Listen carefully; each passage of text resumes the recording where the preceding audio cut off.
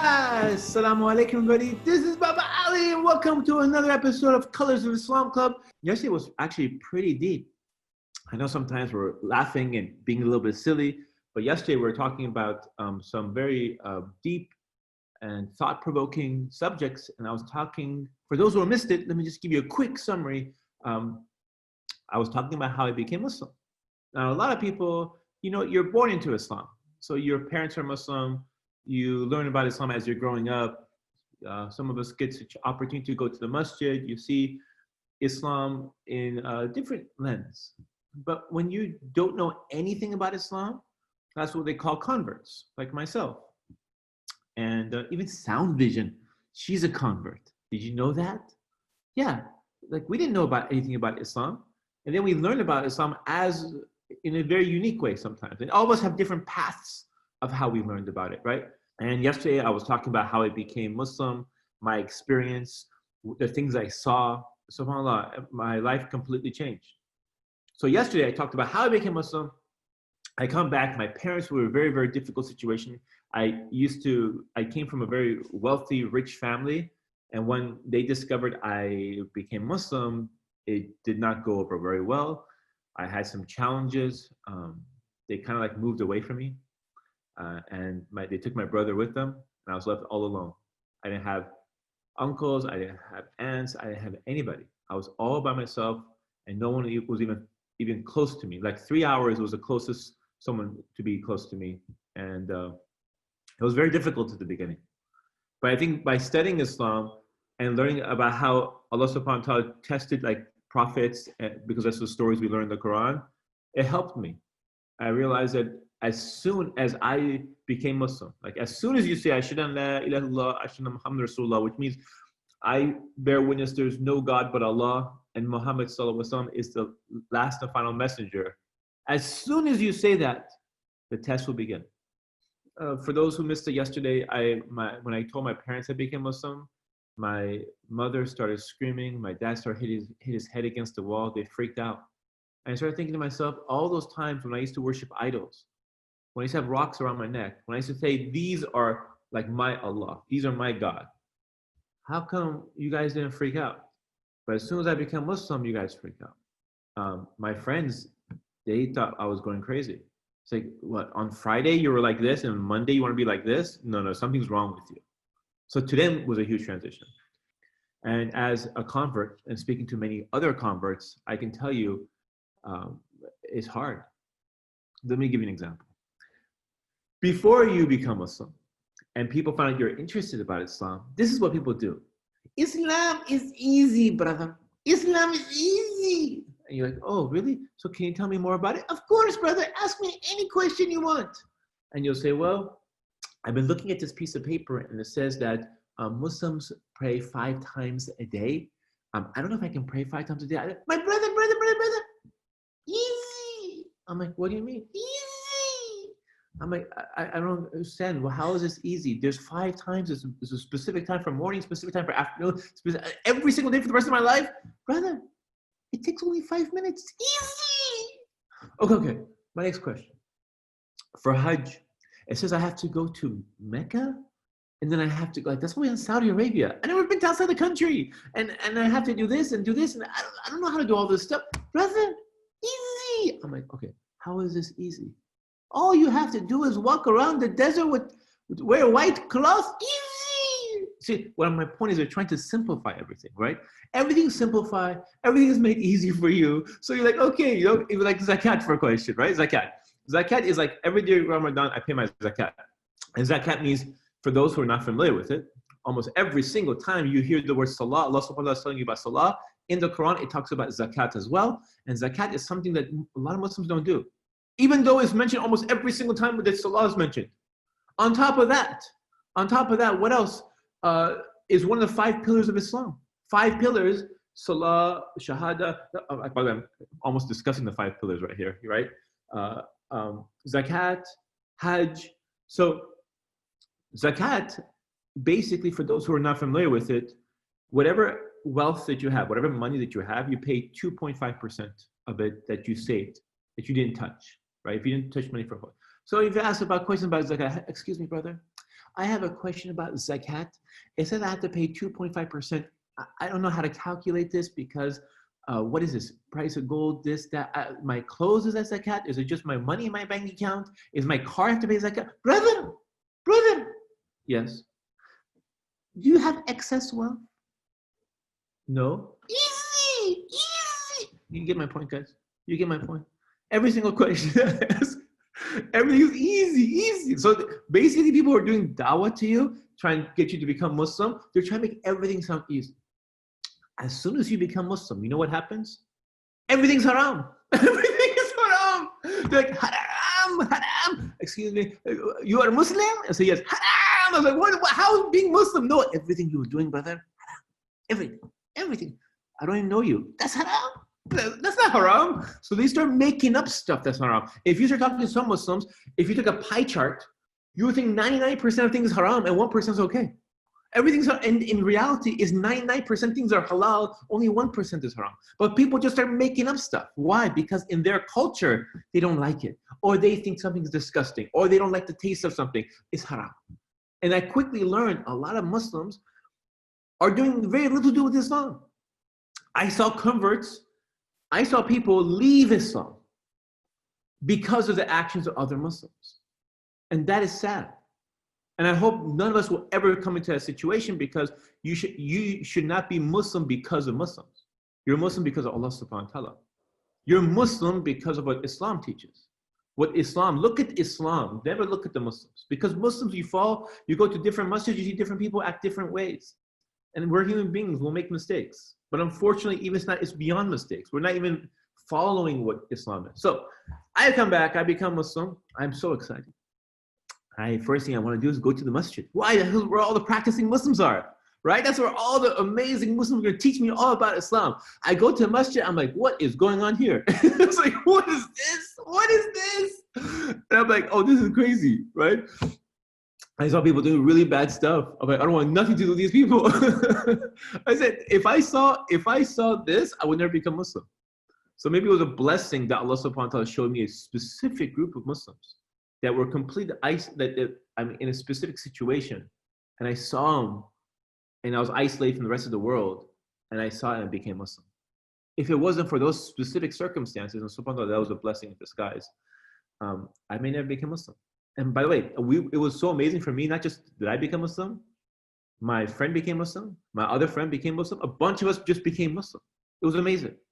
And for one person to learn about Islam is one thing, but for multiple people to learn about Islam and want to convert literally 24 hours, it's a different thing. Those people are now very much more knowledgeable, alhamdulillah. I still know them to today. And our bond became very strong, subhanAllah. Like we weren't that strong before Islam, but that bond of Islam made us stronger. And at the same time, as I said, I lost a lot of my friends. When I first became Muslim, I had a lot of friends. As soon as I became Muslim, no one wants to hang out with me anymore. And by the way, you start like trying to be a better person, you'll be surprised at how some of the people that are bad, they don't want to hang out with you anymore. Because the stuff that you used to do together that was bad, you're not doing together anymore. You're no fun, quote unquote, fun for them, right? So that's another thing. So when you want to do things the right way, Allah subhanahu wa ta'ala tests you. And one of the ways I was being tested, I was left alone. Now imagine having all these friends and they're really, really close to you. You thought they were friends until like, oh, we respect your opinion and stuff like that. You respect all my opinions until I become Muslim. I didn't always preach to you guys on all the stuff you guys were doing wrong. But as soon as I become Muslim, they don't want to hang out with me. They don't want to interact with me. And rightfully so, I understand. I'm not going to be doing bad stuff anymore. So now I'm separated. I'm by myself. I'm in my apartment by myself. My parents are gone. My friends are gone. And subhanAllah, in a way, I got a chance to reflect. There's a lot of people who end up actually become Muslim in prison, in jail. And these people will probably never become Muslim unless they went to jail. I wonder why. It's because when they're busy in their normal life, they're so distracted with so many different things, you never get a chance to reflect. You never get a chance to think about life. You never get a chance to think about like some really important decisions you've made in your life and what you did and how you acted, how you behaved, and what's the point of all this stuff. This coronavirus that hit us really hard and a lot of us were bored at home. I talked to some Muslims, almost every Muslim that I spoke to, And they told me it was the best Ramadan they ever had. It's because they were left alone, away from all the distractions that come sometimes with Ramadan. Not that they're bad things, but they got a chance to really, really reflect, really, really think about things that they didn't get a chance, and they got a chance to become closer to Allah subhanahu wa ta'ala. And that changed their perspective of Ramadan and made it so much more powerful for them. Sometimes Allah subhanahu wa ta'ala has to put you in a specific test just for you to focus on you. And if he tells you to focus on you, sometimes you can't do it because you're so busy running around. But this is a chance that all of us got a chance to focus on ourselves. Now, I know the coronavirus is a terrible thing and people have dying from it and stuff like that. But just like an ayah of the Quran, sometimes you open an ayah of the Quran, you read one ayah and it has so many different meanings to so many different people. And that's one of the most beautiful things about the Quran. It's amazing that it can say something, it can help so many different people in different ways. A ruling can be deprived from it. Like you can understand something that's haram or halal from it. You can be inspired by it. You can be motivated by it. There's so many different things you can learn about this Quran itself. It's different than a typical book that we read, right? And it's timeless. The book was written not like 50 years ago, 7 years ago. It was recited and written down 1,400 years ago. Which book that you and I will go read from 1,000 years ago that we'd actually pay attention to today? So just like the ayah, something can happen, something can be revealed, and it can have so many different meanings to different people. Allah subhanahu wa ta'ala, this coronavirus test has tested us. So many different things have been impacted by it. Like, for example, the non-Muslim world, how many different things got tested. Like we were talking about the protests just recently. Those protests could not have happened at the magnitude that they happened if everybody's at work. Because by Monday morning, people will go back to work and they will not be able to voice their opinion. But they were able to voice their opinion because they weren't working. And the only reason they weren't working is because the impact of coronavirus had on us. Now, if you think about other aspects of the coronavirus, the earth has nothing to do with the protests, nothing to do with the Muslims, and nothing to do with Ramadan. The earth got a chance to breathe. Nature, the animals, they got a chance to reproduce and come back. And these are things that no matter how many organizations try to do things and say, hey, we got to stop doing this, we got to stop doing that, you can't get 1 billion people across the world to stop doing something unless Allah wants people to stop doing it. So it was a blessing in disguise. One thing could be a blessing in disguise so many different ways. Me becoming Muslim, it had a big impact on different things. Like, subhanAllah, my family, as I told you yesterday, and my friends, from one guy pushing everyone to come to this camp to learn about Islam, when that camp was over, now my life begins. And now I'm trying to help my parents so they don't have to go the wrong path in life, right? Help my friends, they don't go the wrong path in life. And then sometimes the reason a lot of you guys know who Baba Ali is, because I told myself, I want to try to do change. I see problems with the Muslim Ummah and I want to be part of that change. I want to make the person that makes a difference. So I turned on my camera and I start talking about a lot of the issues that Muslims are going through. And I just sent the video to a few friends. And they said to another few friends, another few friends, another few friends. Those videos reached 20 million people. 20 million views. Plus, we're not even counting the people you see on television that was broadcasted all over. I was on television for like 3 times a week. From there, I went off, it kept expanding, subhanAllah. And by the way, just because I said I was tested during that time, the test didn't stop at that time till today. Till today, I still get tested. Because as soon as you say, I believe, or I am a Muslim, Allah will test you because there's a lot responsibility that comes with that. And there's a lot of reward that comes with that too. If you want Jannah, if you want paradise, if you want the ultimate thing, Allah is going to keep testing you and testing you and testing you. If you want to say, okay, I want to be a doctor one day, that's fantastic. You think they're just going to give you a piece of paper that says you're a doctor? No. You have to go to this class and this class and this class and this class. And your tests are going to be much more difficult than your friend who's trying to become like an accountant, right? Or a friend who wants to be like a janitor. Your test is going to be 10 times harder than theirs. Why? Because the bigger the reward is, the bigger the tests are going to become. So when Allah subhanahu wa ta'ala tests you with difficulty, makes certain things that's really, really hard for you, it's not because He doesn't love you. It's because He loves you. And because the reward is great that comes to the end of it. So when I'm being tested, I'm home and my parents are like driving me crazy. Like sometimes you guys are kids, you guys know what it feels like when your parents are driving you crazy and they're telling you to do stuff and you don't want to do it, or your brother or your sister are bothering you like crazy. This is Allah subhanahu wa ta'ala testing us in different ways. Something to remember, and it's a reward for it. You have to be patient. Sometimes we kind of forget that the small things that you guys can do can make a big impact. Someone left a flyer, like a piece of paper, on different places, and my friend found that piece of paper to go learn about a camp to go learn about Islam. When we go learn about Islam, me and all my friends, a bunch of us became Muslim. We come back and we start impacting society in a very positive way. As I said, I started making videos, I started doing all these other stuff. I had a whole bunch of projects. Some of you guys know Baba Ali Kids. Some of you guys know the Hooray for Baba Ali series. All these different things I was involved with, and now is trying to make a positive difference. My other friend, he started doing all these other things. And my other friend, he be doing all these other things. We all had this impact on the world, right? Off of one flyer, off of one piece of paper. Who left that piece of paper? I don't know. But whoever that brother is or that sister is, that person can get one reward for every single thing that we've done. So sometimes you're like at the masjid and you're asking to help out. Can you pass these papers out? Or sorry, can you put the cups on the tables? Can you put food for so-and-so? Like, what's the big deal? It's just food. You don't know how much weight of reward that thing has. Only Allah knows, right? There was a lady who was having like the worst type of profession, like lots of haram things she was doing, a lot of haram things, like the worst things you can do, right? And if anyone that looks at her says, there's nothing worse you can be doing as far as your acting wise, your behavior. There was a dog that was thirsty. She fed the dog, she took her shoe, her boot, she filled up with some water and gave it to a dog. That dog drank that water. Because of that action, Allah forgave her for all the sins she's done. And she got Jannah for that. Just for one small thing. Now let's reverse that. There was a woman who used to pray and she worshiped Allah at night. When you guys were sleeping, she's worshiping Allah. And she's praying and she's worshiping and this and that, this and that. But she tortured a cat. She really, really beat up a cat and hurt the cat and tortured it. Because of that action, she has hellfire.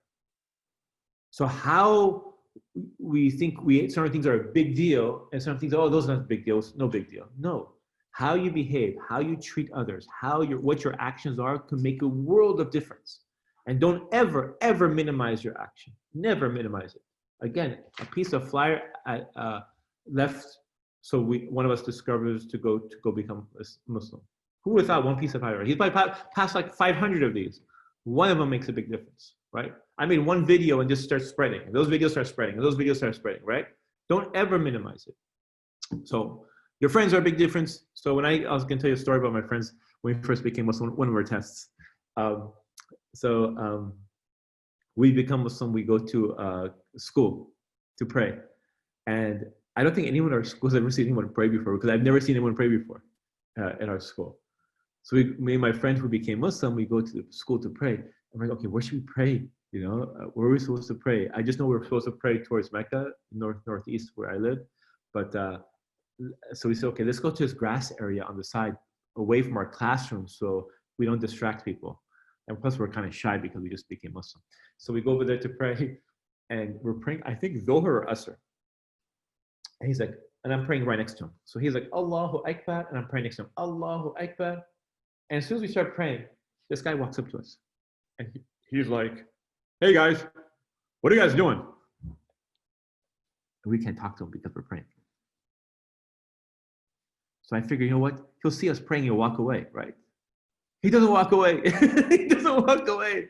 He's like, hey guys, class is about to start. We should go. And we go into Ruku. Allahu Akbar. And we go down to Ruku. He's like, hey, are you guys doing this together? Obviously, I can't laugh. So if you're praying, you're not supposed to laugh. If you smile and laugh, your prayer does not count. And by the way, if you pray or laugh, if you're praying while you're laughing, or you laugh and smile and stuff like that, say Assalamu alaikum, Assalamu alaikum, and then start your salah again, because your salah is not counting, right? You got to restart. But obviously, I'm not trying to laugh and do this.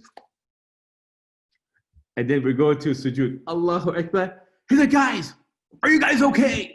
I'm like, oh, is this guy kidding? I'm in my head, right? I'm like, Shaitan's like, normally Shaitan's whispering in my ear trying to distract me, but Shaitan's probably taking a break. Like, this guy's doing all the work. So like, And then we get up to sujood again, Allahu Akbar. And he's like, hey guys are gonna stop. What are you guys doing? Allahu Akbar. He's like, you guys are sick. Let me go get help. And he runs to go get help. Are you kidding? Are you kidding? Well, I'm telling you, the test began. And I still remember that story to now. And the whole time, the guy's talking to us. And he doesn't even know we're praying. I'm like, if one of us is sick, why are we both bending over? Oh, they probably ate the same food at the same time. So subhanAllah, it's just funny things we go through. Funny things. But I'm going to bring Amina over. Amina is going to be doing some arts and crafts for us today. And Hanifa usually tells us arts and crafts on Saturday. But Amina is the other sister, the older sister, who does her own arts and crafts in her own style. And Amina is much more arts and crafts, has her styles different than Hanifa. Hanifa usually like loves painting, and Amina likes putting like these unique things together. So they both actually like painting. I'll take that back. They both like painting. Without any further ado, I'm gonna bring Amina on board. I want you guys to say a quick salam alaikum to her, but since you guys are all muted, just do this to her. She'll say, why is he washing the screens? Just to... Okay, Amina, salam alaikum. Salam alaikum, everyone. They're gonna do a wave for you. It says wa alaikum salam for you. Today we're making an interesting craft. I don't know if you guys ever bought scratch like a material have you ever guys bought a marker that's like rainbow and you can draw rainbows? It's like multiple colors but in one marker. I've seen that before. Have you? Okay. So basically we're gonna make the complete opposite version of that. What? Where your marker, where the whole paper is black, but the fact that your back of your coin will be a rainbow. Can we see? I don't like waiting. What you're gonna need is just gonna need a simple piece of paper, some dish soap,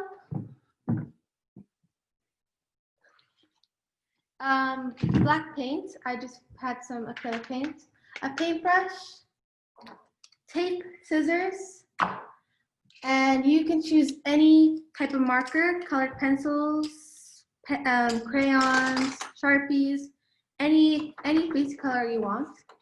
To save everyone's time, I already colored in my paper. I don't know if you can see it, but I use colored pencils. If you're gonna use colored pencils, I recommend. Can I show? Okay. Colors. I want to show them. This is cool. So she colored in like this. Cool. Okay. So I'm gonna do some color, everyone. I left out the dark blue, so I'm gonna color that part in. Wow, this looks like it already looks cool the way it is. Yeah, you can leave it as you want, but I want to make it a little bit more. Where do you come up with all these ideas? My brain thinks of ideas just like this. Cookies? Yeah, I like brownies. Yeah. So just cutting out white spaces because white's not. Cool. All right, next. What you're gonna do after this is you're gonna decide to cover everything up with a piece of tape. So for me, I'm just gonna cover everything on this side. And you can make the paper however big as you want. For example, I want to make a bookmark here. So I'm gonna cut this. Yesterday we learned bookmarks with Hanifa. But guess who wasn't here? Because she was sleeping.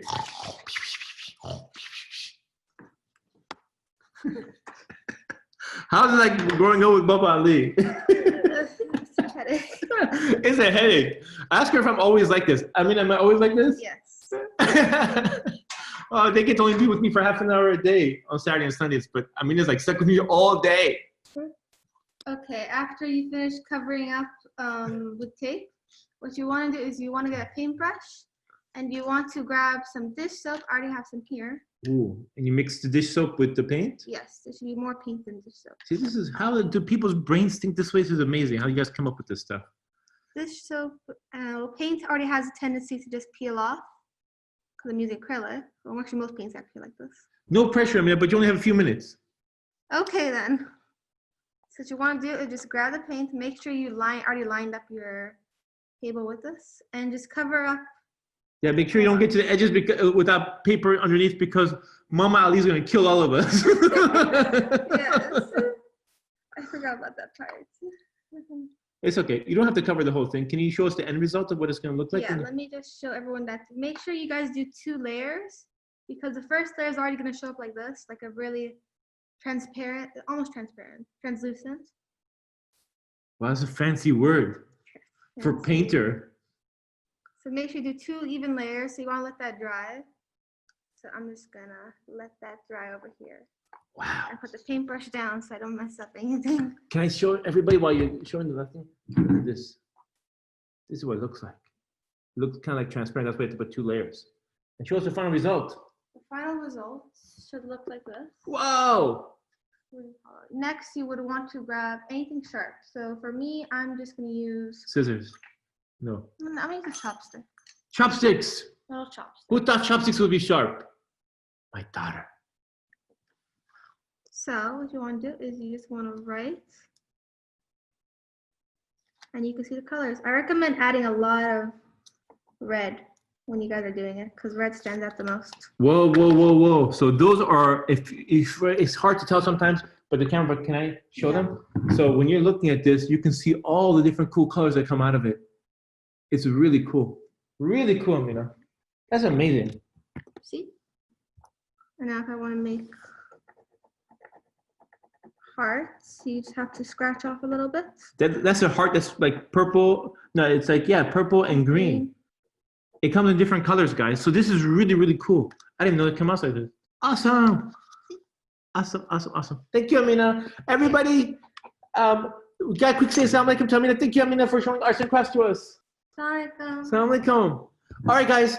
We only got 1 minute left. This is the final minute. What are we going to do? I don't know. This is what we call wrapping up. Except no one's going to wrap unless we're going to wrap. Not that kind of wrapping. But the wrapping up we're going to do is not gift wrapping either. This is a part of the end of the show that we're going to tell you guys, thank you very much for being with us for the Colors of Islam Club. The half of it, because this is the first half. The best half is the second half, which is Auntie Hiba. She's right around the corner. Remember to post your questions in the question thing. And it's always been a pleasure to see you guys. I'm going to miss you guys. I only get to see you guys for like 6 more days. It's okay. I'll see you guys next Saturday. Next Saturday, I'm going to teach you guys how to memorize stuff. Like, not just memorize stuff, but like memorize stuff. And you're like, whoa, you memorized everything. It'll be amazing. Something you've never seen in Islamic school before, just like these classes, like stuff you normally see. It's going to be fun. It's going to be amazing. Next Saturday, make sure you're there. All right, without any further ado, here's Auntie Hiba. Assalamu alaikum, everybody. Assalamu alaikum, everyone. Can you guys hear me? Give me a double thumbs up. Can everyone hear me? Is my screen blurry today? If it is, give me a thumbs down. Is it blurry like yesterday? Oh my gosh, no, it is. It is, Fatma. You think it's still blurry? I cleaned it all up today. I thought it would be more clear today, but I am hoping it is better. Guess what just happened to me, guys?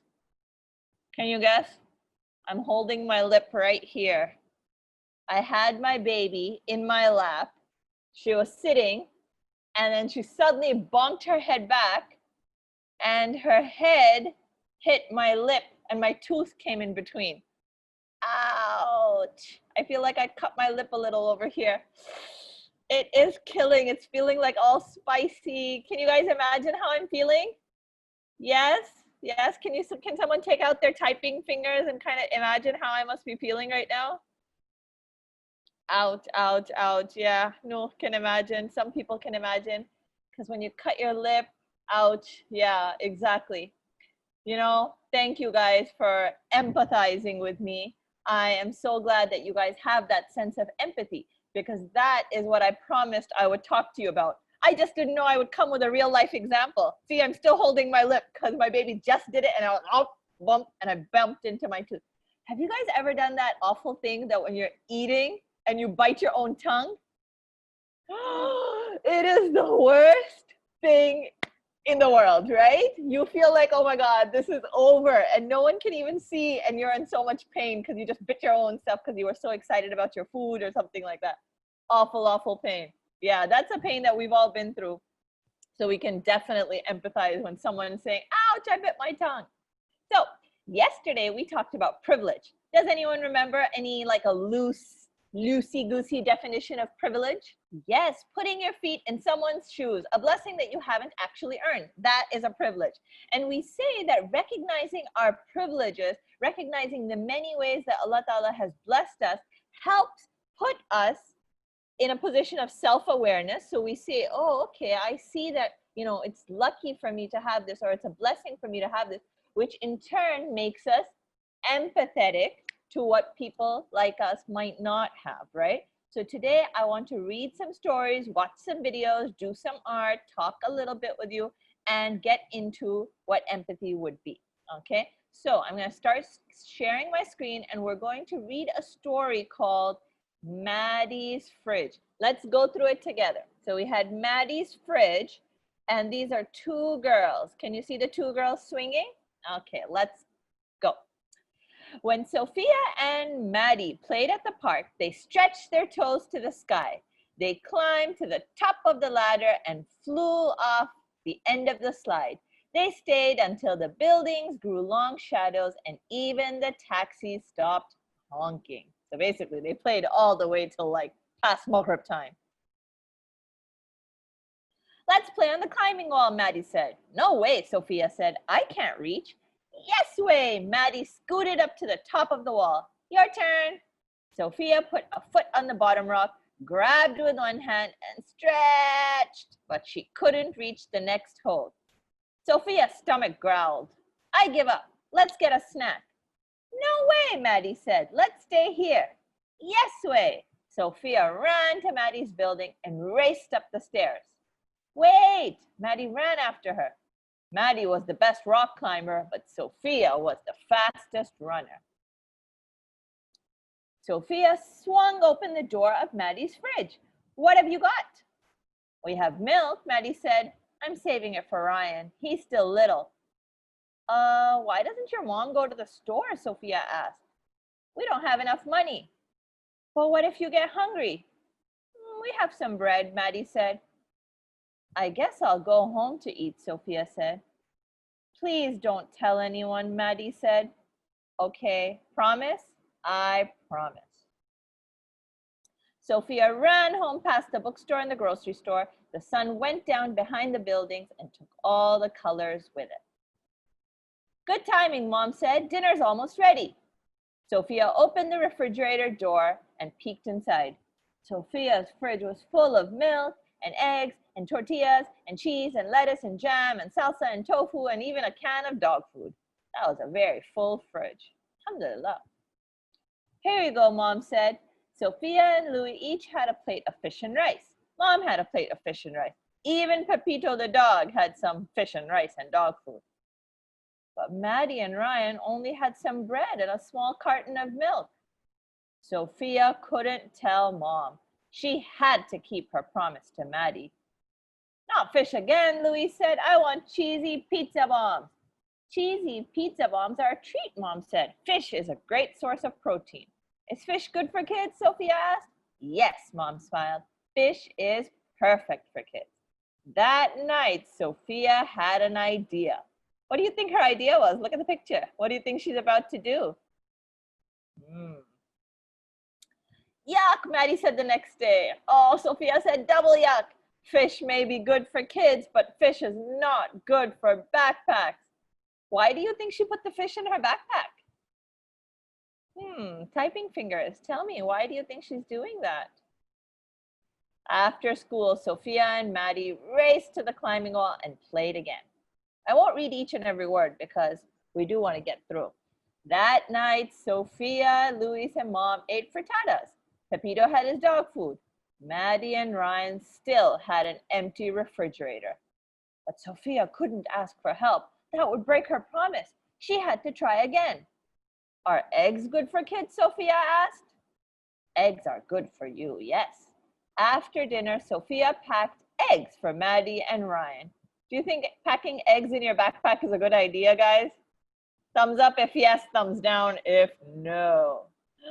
Yuck, Maddie said. Double yuck, Sophia said. Yep, it's a thumbs down. Eggs may be good for kids, but eggs are not good for backpacks. That night, Sophia, Luis, and Mom had burritos. Pepito also had dog food. Maddie and Ryan still had an empty fridge. Sophia wished she hadn't promised Maddie. Do you remember what her promise was? Do you remember? That she wouldn't tell that her fridge is empty. Are burritos very good for kids? Sophia asked. Burritos are very good for you, Mom said. The next morning, Sophia put 2 burritos in her backpack along with tortillas, beans, cheese, and even some milk. No thanks, Maddie said. But you haven't even looked, Sophia said. Is it fish? Maddie asked. No. Is it eggs? No. Is it gross? I don't know, Sophia said. So Maddie shook the backpack and something sloshed around. Let's look together, Maddie said. 1, 2, 3, go. Burritos are good for kids, it turns out, and good for backpacks too. Do you want some milk? Sophia said. Thanks, Maddie said, but I saved the milk for Ryan. After they finished playing, Sophia walked home past the bookstore and the grocery store. She thought and thought and thought. Her own fridge was full of milk and juice and chicken and yogurt and bread and carrots and even half a can of dog food. Maddie's fridge only had 2 tortillas, a cup of beans, a bit of cheese, and a little bit more milk than before. Sophia didn't want to break her promise, but she couldn't help Maddie alone. Sophia told. She told her mother. She really hoped Maddie wouldn't be mad. I'm glad you told me, Mom said. Let's see what we can do together. They loaded grocery bags with milk, flour, chicken, carrots, sugar, oil, even frozen meat and vegetables. Louis pulled his package of cheesy pizza bombs out of the freezer. He thought and thought and thought some more. Then he put his cheesy pizza bombs in Maddie and Ryan's bag. For a treat, he said. At Maddie's apartment, the moms talked. Louis and Ryan played. Sophia and Maddie ran to the park. You broke your promise, Maddie said.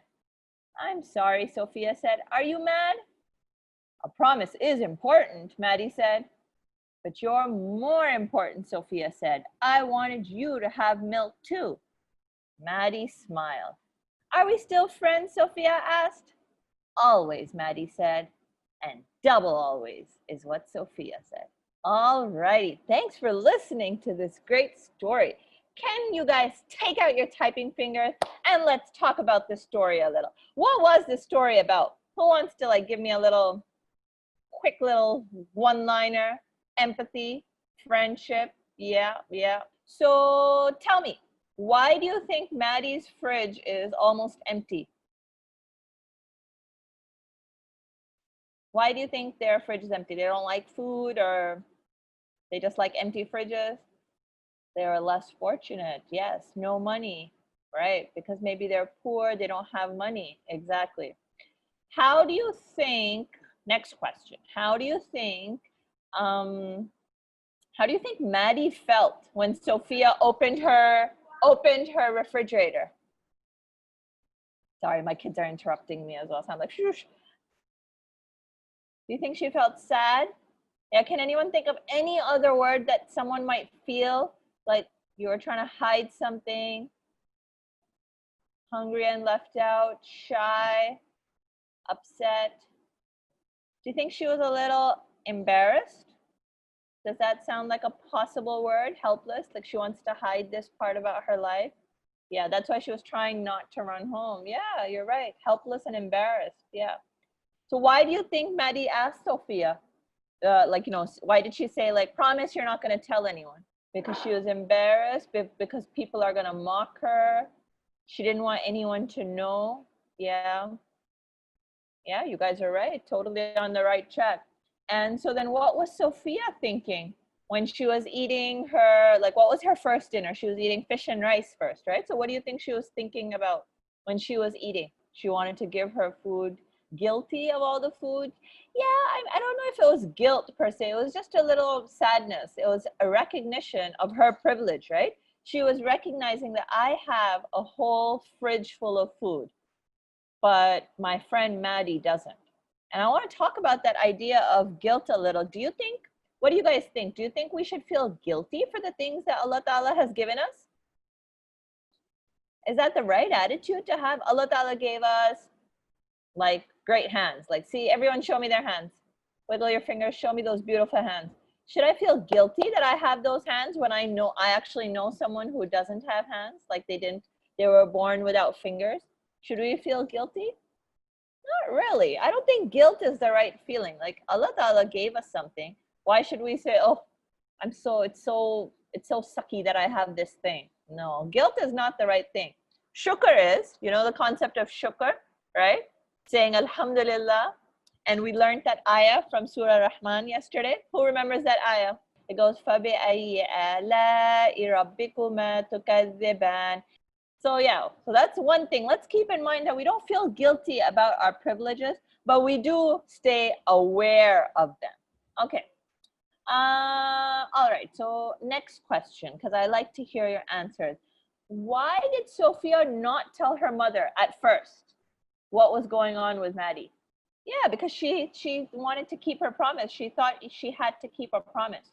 Promises are important, right? My next question is, why do you think she finally decided to break that promise? It was better. She had to, yeah, to help Maddie. So that's an interesting thing that we've learned, that sometimes a promise, keeping the promise might not be the best thing to do, right? So as thinking citizens, as thinking Muslims, we have to realize that not all promises are created equal. Sometimes a promise or a secret, like we shouldn't even keep secrets. Remember, it's all about, we can keep a surprise, but let's not keep secrets, right? She decided to break it because she could not help by herself. So any promise in which you are stopping yourself from actually helping someone might not be the ideal promise to keep, right? So I wanted to just share your screen right now, and let's look at this idea of empathy together, okay? Let's read it. Overcoming challenges. You will develop your empathy over time as you learn to accept others and appreciate differences. Showing empathy towards others is not something you do once and say, okay, check, this is off my list, I am now empathetic. No, you do it, it's like a constant practice. Let's look at their list of tips that can help us develop our empathy. Number one, if you don't understand how someone is feeling, ask questions. That is the best thing. Remember how we're doing Ask Baba Ali? I love that, because sometimes when I started the show, I was like, who is Baba Ali anyways? Like, what is this guy about? I didn't know him. I'm all the way in Pakistan. And now we're asking questions and I'm learning a lot of things about him. So this is what questions do. They help us understand other people, and they help us practice empathy and listen to their answers. Number two, remember that listening is more than hearing what others say. It is also understanding what you hear, right? You can't just like let it go into your ear and just be like, yeah, I got it. You have to really try to understand the other person's position. So for example, when I was listening to Baba Ali's story of how he found Islam, I was like, yeah, I can't relate. Like, I don't have the exact same background in my life, but I am trying to understand how he must have felt if he went into a masjid for the first time and all these big uncles have come, hey, let's go, haram, haram, easy, easy, you know, and the story he was telling. You know, I'm trying to understand, and I can understand how overwhelming and strange that must have felt. Number three, relate to others by remembering a time that you felt the same way. We can relate to our own experiences. We can think, you know, I felt this at that time, so maybe that's what the other person is feeling. And number four, we can express empathy with words and actions. Okay, you can say words of encouragement, or you can do something nice for someone. So that is how we were planning to learn empathy. Now I'm going to catch up on your, yeah, sometimes people don't understand. They shout it was no big deal. Yeah, let's us try to be like that. Other people make these mistakes, but how about we commit? Can we make this promise as a group? Like, you know how we're all friends here. Let's come together, come nice and close to your screens, because I would like us to make a promise. If anyone is ever telling us, I feel this way, can we all promise with our heart never to say, that's not a big deal. Oh, get over it, right? That's not kind, okay? So I don't want to do that. And I hope we will also never do that. No has written that they shout it was no big deal, but we are not going to do that. People are asking me, can we watch a video? And it's like, yeah, we totally can. Okay, so let's listen. In this video, you will learn these 3 things. Can you 1, hear it? what is empathy? 2, why is empathy important? Yeah. And 3, how can you practice empathy with others? Ready? Let's get started. So what exactly is empathy? Empathy is when you are able to understand how someone else might be thinking or feeling about a situation. Some people say empathy is like putting yourself in their shoes and trying your best to imagine what they might be going through. Empathy is not about what you would do if you were them or how you are feeling. It's all about the other person. Why is empathy so important? Empathy is important because it helps you know how to best respond to other people. When you have an idea of how someone is feeling, you have a better chance of knowing what to do or say to them that might be helpful. For example, Susie's cat ran away from home last night. Ask yourself, how do you think she might be feeling? Put yourself in her shoes for just a minute. Imagine if you were Susie and you had a cat that you loved and played with every day. Imagine if one day the cat was gone and you didn't know if it was ever coming back. How would that feel? Probably not great. If you were Susie, you'd likely be feeling sad, heartbroken, and very worried. Since you took the time to try to understand what Susie might be feeling, now you can better respond to her and connect with her in a way that is helpful. You could say something such as, I know how much you love your cat. You must be feeling really sad. Or you could do something nice for Susie, like offer to help put up posters around the neighborhood. Empathy is not only about figuring out how someone is feeling, but also caring enough to do something about it. Practicing empathy makes you a more caring person and a better friend. It brings you closer to people because they feel that you truly understand what they're going through. Empathy works with happy feelings too. If your friend is happy because he made the volleyball team, you can use empathy to be excited with him. Even if you don't really like volleyball, you know how much this means to your friend, and you can truly be happy for him. So how can you start practicing empathy with others? Here are 4 things that you can start doing today. 1, pay attention to other people's feelings. You can watch people's faces and body language to get an idea of how they might be feeling. You can also listen to their words or the tone of their voice to get clues about what they are feeling or thinking. If you're ever unsure, you can always just ask, how are you feeling right now? By paying attention to people's feelings, you will have a better idea about how to interact with them. 2, think before you speak or act. Ask yourself, how do I think my words or actions are going to make this other person feel? If something you're doing is making other people feel sad or upset, you might want to think about changing that behavior. For example, you may know a joke that you think is really funny, but if you can imagine that it may hurt someone's feelings, it may be best not to share it after all. 3, realize that everyone is different. Just because something is not a big deal to you doesn't mean that it might not be a big deal for someone else. Everyone feels differently about certain situations, and that's okay. Even if you may not feel the same way, you can still be helpful to others by working to understand things from their point of view. 4, stand up for others. Even if there's a situation that has nothing to do with you, there are still ways for you to be helpful. For example, you might see a kid getting bullied or picked on by the other kids in class. Instead of staying out of it, you can use empathy to imagine how he might be feeling. Then you can do something about it and help stand up to the bullies. By using empathy, you can be a hero for other people. Cool. So we are trying to become heroes. So they gave us a lot of really important tips on what we can do.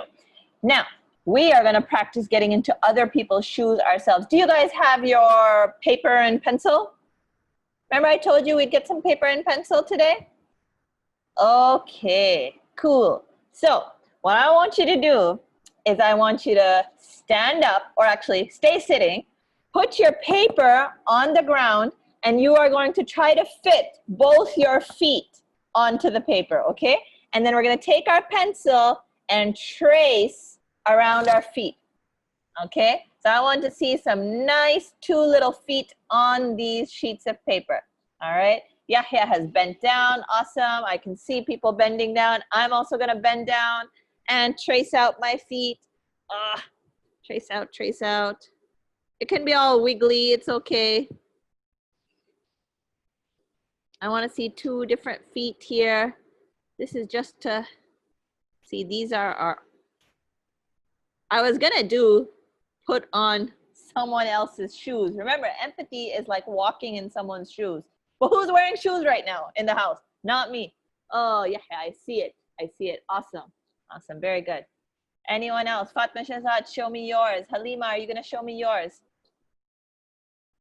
Yeah. I wear size 11. That is cool. Will 1 foot fit? Ayub, will 1 foot fit? 1 foot fit on your paper? That's like a tongue twister. 2 feet fit. If oh, sorry. If 2 feet will not fit, will 1 foot fit?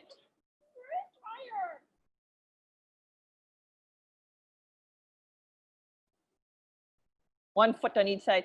Wow, you guys are like giant kids. Awesome. That's really good that you are growing so here. So here's my 2 feet. Oh, these aren't. Do you see mine?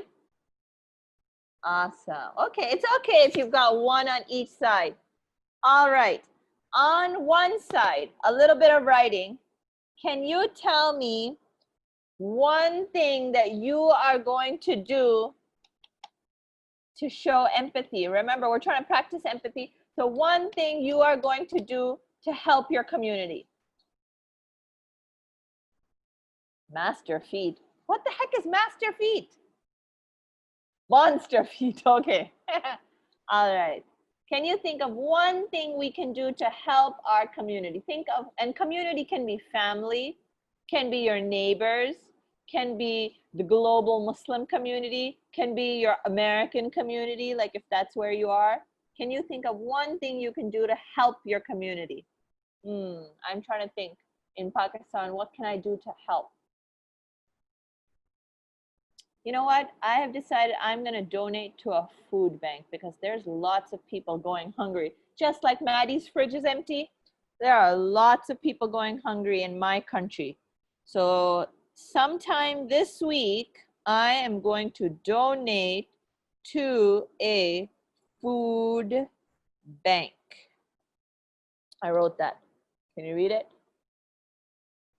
Donate to a food bank. That's one way I'm going to help.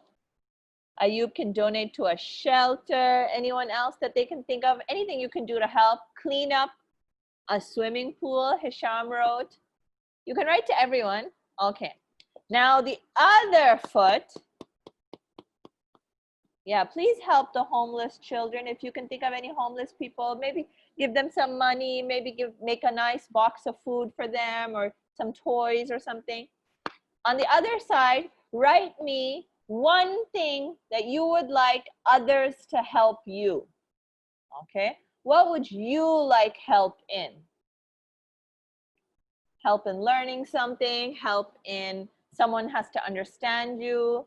So what would you like? I'm going to write, I wish my family gave me more time to read, for example, right? I need help. I need help in my time. So I'm going to write that. I need help with more time.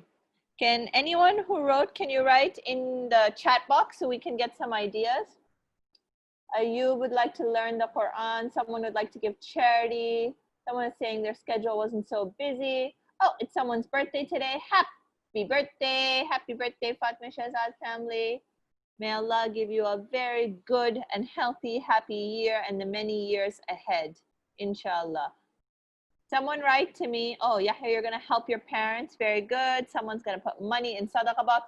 Awesome. You guys are on track to take care of your own shoes, which means take care of your own life, honor the self that Allah Ta'ala made, and you guys are going to practice empathy for other people. So this weekend, we learned about privilege and empathy. Inshallah, we will continue more character development. Basically, we are trying to become the best Muslims in the world. This Colors of Islam club, I want us to become the best Muslims ever. So we're going to continue our character development shtick, okay? In the meanwhile, have yourself a good Sunday. Have an amazing week ahead, inshallah. Thank you very much for being awesome and super cool. See you next week. Bye-bye, everyone. Assalamu alaikum.